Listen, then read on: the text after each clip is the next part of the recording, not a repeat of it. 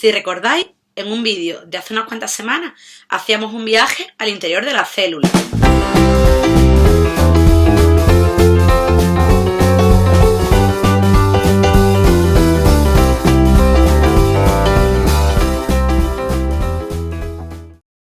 Hoy vamos a adentrarnos más en uno de sus orgánulos, así que acompañadme en el viaje de nuevo. Pues volvemos a estar en el interior de la célula, pero esta vez nos vamos a acercar a uno de los orgánulos más importantes que tiene la célula, el núcleo. Al acercarnos vemos que en su interior contiene la mayor parte del material hereditario en forma de una molécula lineal llamada ADN. El ADN o material hereditario es como un gran libro de instrucciones. Vamos a ver. Se han manchado las instrucciones, solo se leen en francés. Le grille. ¿Qué cuernos es eso? Esto entra aquí, esto va aquí. El cual contiene toda la información genética necesaria para el funcionamiento, mantenimiento y desarrollo de nuestro cuerpo. Esta información en este libro de instrucciones viene codificada.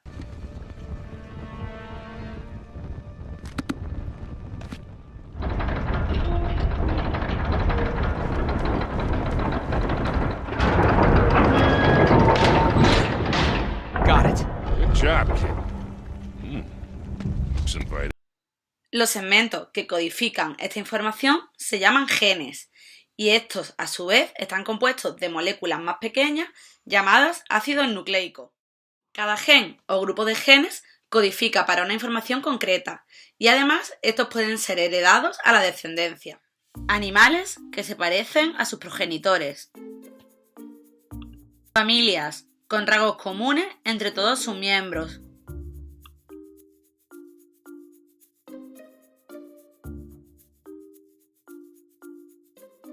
Y rasgos que hacen indiscutible que un carácter se herede. Sobre las moléculas que componen los genes, es decir, los ácidos nucleicos, es lo que vamos a hablar en este vídeo de Bioesfera. ¡Adelante!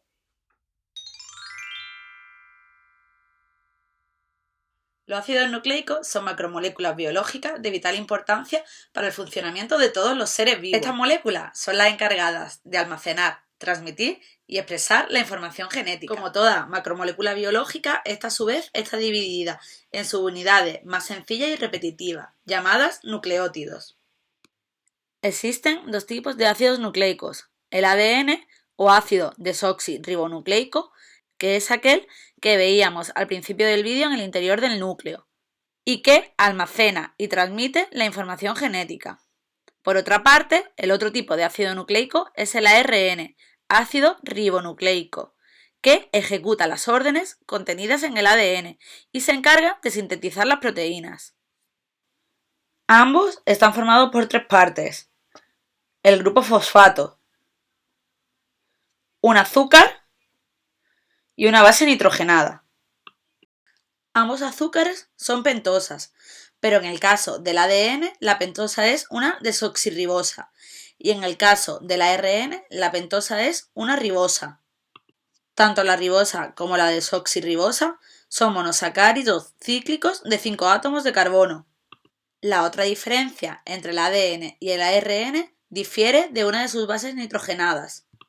Como vemos, las bases nitrogenadas del ADN son la adenina, citosina, guanina y timina, y en el caso del ARN, la timina se sustituye por el uracilo. Ahora veremos todo esto con más detalle. Existen dos tipos de bases nitrogenadas: las pirimidínicas, derivadas de la pirimidina, que son la citosina, la timina y el uracilo. La timina solo está en el ADN y el uracilo solo está en el ARN, como hemos visto anteriormente. Por otro lado, las bases púricas son derivadas de la purina. Tanto en el ADN como en el ARN se encuentran dos tipos, la adenina y la guanina. Antes de nada, debemos saber que la unión entre una base nitrogenada y su azúcar se establece mediante un enlace N-glucosídico. Este enlace se establece entre el carbono 1 de la pentosa y el nitrógeno 9, si es el caso de una base púrica, como se ve en el dibujo, o el nitrógeno 1 si fuera una base pirimidínica. A la unión entre la base nitrogenada y la pentosa se le denomina nucleósido. Para obtener el nucleótido nos falta por añadir el ion fosfato al nucleósido. Este se añade mediante un enlace tipo éster al carbono 3 de la pentosa. Pues ya tenemos nuestro nucleótido completo. Ahora vamos a ver cómo se unen entre ellos. La secuencia de nucleótidos se mantiene unida mediante enlaces fosfodiéster. Los enlaces fosfodiéster se establecen entre el radical fosfato situado en el carbono 5' de un nucleótido y el radical hidroxilo del carbono 3' en el siguiente nucleótido. Por eso se llama enlace 5' 3'. Por tanto, toda cadena de ADN presentará dos extremos libres, el 5' que se mantiene unido a un grupo fosfato y el extremo 3' con un grupo hidroxilo libre. Las cadenas serán diferentes entre ellas y se diferenciarán en su tamaño, es decir, en la longitud que alcance la cadena de ADN y en su composición, que se basará en el orden de dichas secuencias de ácidos nucleicos.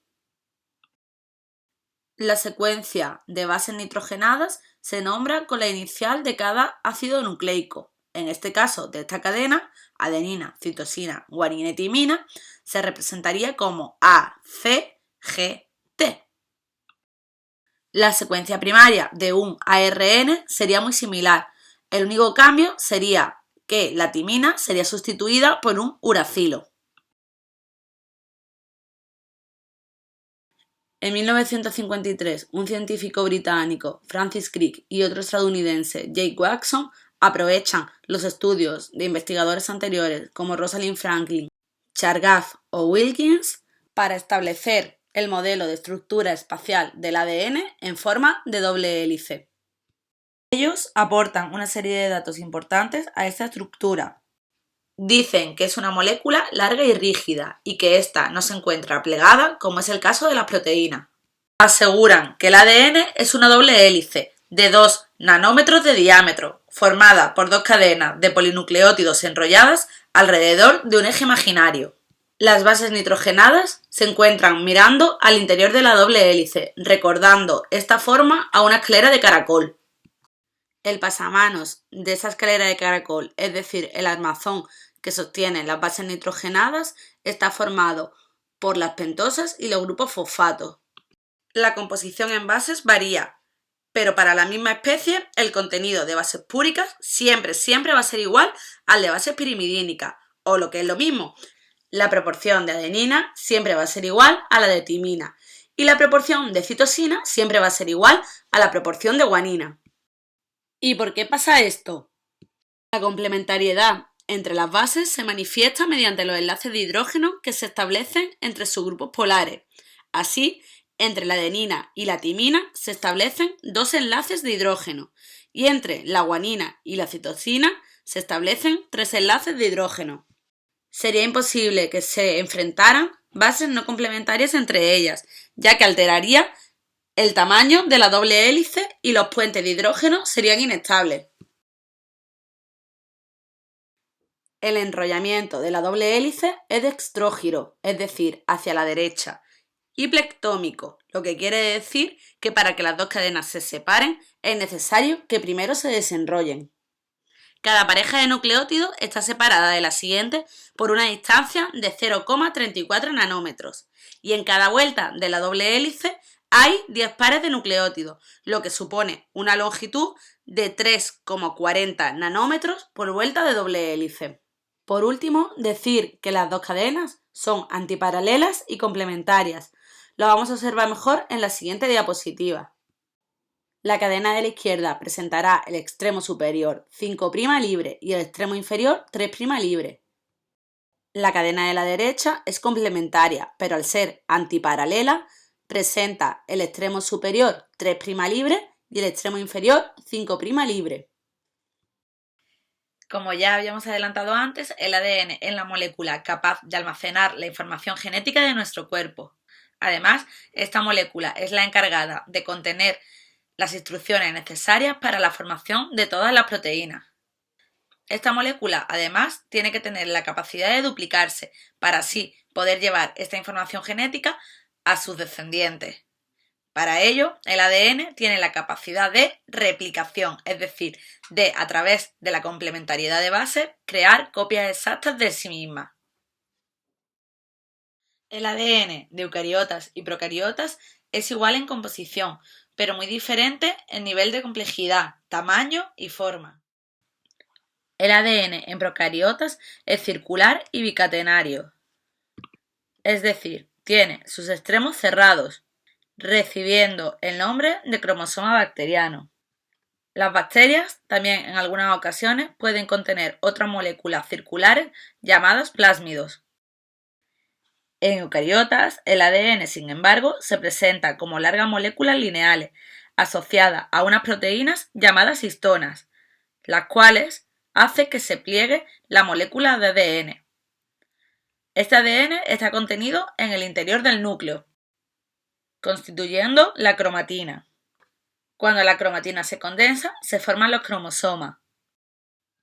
Por último, el ADN en los virus puede adoptar múltiples formas, desde una hebra lineal, monocatenaria o bicatenaria hasta una hebra circular monocatenaria.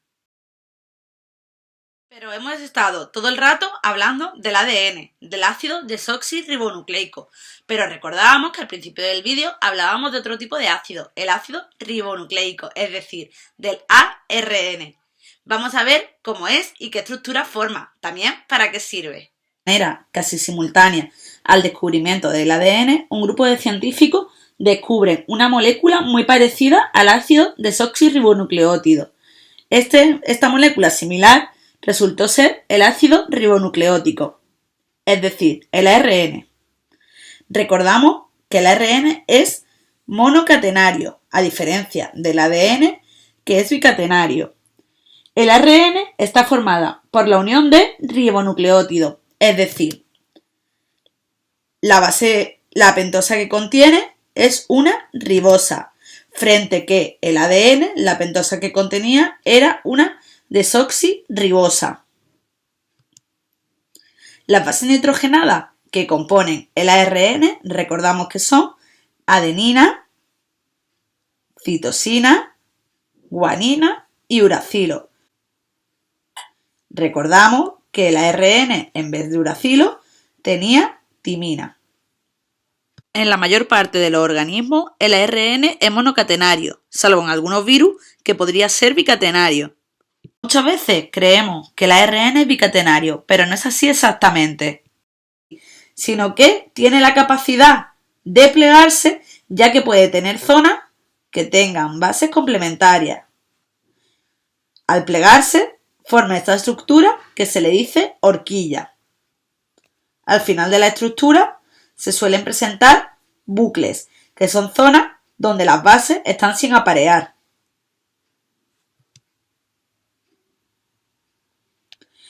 Hay varios tipos de ARN. Cada uno de estos tipos desempeña una función diferente. Vamos a verlo en más detalle. El ARN mensajero constituye entre el 2 y el 5% del total de ARN. Presenta una estructura lineal, salvo en algunas zonas donde la cadena puede formar horquillas debido a la complementariedad de base. Su función es copiar la información genética del ADN mediante la transcripción y llevarla hasta los ribosomas, que son órganos donde se realiza la síntesis de proteínas. Cada ARN mensajero se sintetiza tomando como molde una cadena de ADN y es complementario, por tanto, a él. Tenemos el ADN, se abre lo que se llama una horquilla de transcripción en el ADN, donde se comienza el proceso de transcripción, es decir, copiar el ADN molde para formar ARN. En los eucariotas, el ARN mensajero se denomina monocistrónico, ya que solo porta información para que se sintetice una sola proteína. Sin embargo, en los procariotas, cada molécula de ARN mensajero contiene información separada para la síntesis de varias proteínas diferentes, denominándose en este caso ARN policistrónico. El ARN tiene una vida muy corta, de algunos minutos, ya que rápidamente es destruido por la acción de unas enzimas llamadas ribonucleasas. pues de lo contrario, el proceso de síntesis proteica continuaría indefinidamente y habría un sobreexceso de proteínas. La función del siguiente tipo de ARN, el ARN transferente, es transportar los aminoácidos hasta los ribosomas para que allí se formen las proteínas. El ARN transferente está constituido por un bajo número de nucleótidos que oscilan entre los 70 y los 90 y en algunas zonas puede presentar una estructura de doble hélice, ya que las bases del ARN transferente se pueden aparear. La estructura recuerda al de una hoja de trébol. Existen hasta 50 tipos de ARN transferente diferentes, pero todos tienen unas características similares. En el extremo 5' siempre hay un triplete de bases que contiene guanina y a esta se le une un ácido fosfórico. El extremo 3' está formado por 3 bases nitrogenadas, citosina, citosina y adenina, que están sin aparear, siendo en este lugar donde al ARN transferente se le va a unir el aminoácido. Este aminoácido será transportado hasta el ribosoma. También posee un brazo A, que posee un triplete de bases llamadas anticodón. Este anticodón es complementario a un codón en el ARN mensajero. Es decir, cuando el ribosoma lee el ARN mensajero, el ARN transferente entra y se acopla al lugar que tiene complementariedad con su codón, haciendo que el aminoácido que transporta se una a la proteína en construcción. Además, nombrar otras zonas como el brazo T, que lleva timina, que es el lugar por donde se fija el ribosoma, o por ejemplo el brazo D, que es el lugar por donde se une a la enzima que cataliza la unión al aminoácido, la aminoacil T-ARN sintetasa. Existen otros tipos de ARN. Hemos estado todo el rato hablando del ARN ribosómico. Este se sintetiza en un lugar muy concreto del núcleo, llamado el nucleolo, a partir de un ARN que se llama ARN nucleolar. Está asociado a unas proteínas para formar lo que se llaman las unidades ribosómicas, que se unen para formar los ribosomas. Cada ribosoma tiene dos subunidades, la mayor y la menor. También nos encontramos con el ARN nucleolar, que es el que hemos dicho que está dentro del núcleo y que forma el ARN ribosómico. Este se encuentra asociado a una serie de proteínas en el nucleolo. Una vez que se forma, este se fragmenta y da lugar a los diferentes tipos de ARN ribosómicos. También hay otros tipos de ARN, pero estos están en menor proporción en las células. Algunos tienen una función catalítica, es decir, son capaces de acelerar ciertas reacciones relacionadas con el ARN. Otros se asocian con proteínas para formar las ribonucleoproteínas. Y existen algunos ARNs que pueden cortarse en varios fragmentos por sí mismos, formando los ARN autocatalíticos. Por tanto, resumiendo, el ADN es la molécula que contiene la información genética para todos los procesos que se realizan en el organismo, pero recordamos que esta molécula está contenida en el interior del núcleo y todos los procesos se hacen fuera de este. Para ello, el ARN mensajero copia esta información y la saca fuera del núcleo, transportándola hasta los ribosomas, que mediante el ARN transferente transforma la información que nos dice el ARN mensajero en una proteína. De esta manera se forman todas las proteínas necesarias para el correcto funcionamiento de nuestro organismo. Todo esto conlleva un proceso bastante complejo que veremos en otro vídeo, pero hasta ahora las ideas principales que os deben sonar son todas estas que acabamos de ver. Y creo que ya hoy hemos aprendido suficiente sobre ácidos nucleicos, ADN y ARN. Nos queda por ver cómo se copia el ADN, cómo se transforma en ARN y cómo este se convierte en proteínas. Pero eso nos ocupará un extenso vídeo en un futuro. Así que hasta entonces nos vemos en el siguiente. ¡Adiós!